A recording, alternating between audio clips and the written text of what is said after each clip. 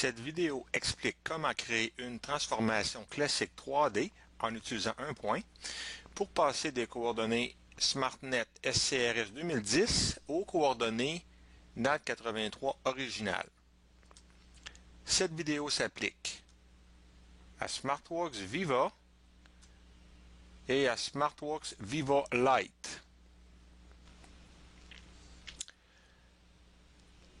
La première chose que vous devez avoir dans votre carnet Viva avant de faire le calcul d'une transformation, vous devez avoir les coordonnées du point ou des points que vous voulez utiliser pour le calcul de la transformation dans votre système local, ainsi que pour les mêmes points, pour le ou les mêmes points, les coordonnées en WGS 84 mesurées à partir de SmartNet SCRS 2010.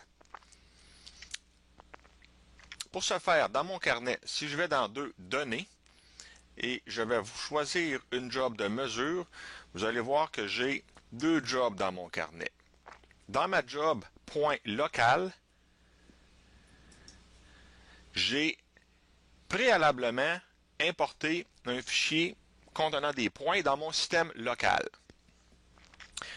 dont un de ces points, je veux utiliser pour faire le calcul de ma transformation. Important, ma job contenant mes points locaux, je dois m'assurer, en éditant cette job, que le système de coordonnées attaché à cette job est celui de mon système local. Dans mon cas, mes coordonnées locales sont en MTM zone 8, NAD83 original. Et dans ma deuxième job, dans mon cas, j'ai créé une job indépendante et je suis allé sur le terrain mesurer un des points de contrôle qui va me servir au calcul de ma transformation. Une fois que vous avez les coordonnées du point de contrôle en système local et du même point en WGS 84, vous êtes prêt à faire le calcul de la transformation pour vous créer un nouveau système de coordonnées. Pour ce faire, allez dans Démarrer, puis dans Lever plus. Vous y trouverez une application qui s'appelle Calcul système de coordonnées. La première chose à sélectionner est la méthode. Quelle méthode voulez-vous utiliser pour faire le calcul de la transformation?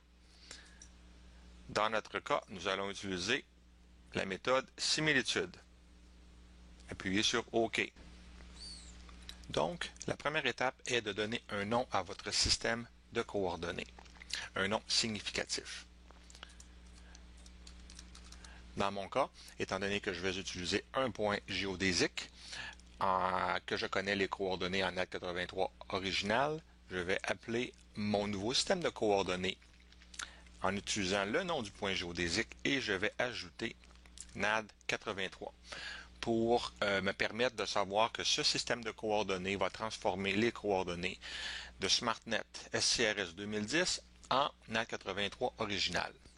Par la suite, vous devez choisir la job qui contient le point en WGS 84 mesuré à l'aide de SmartNet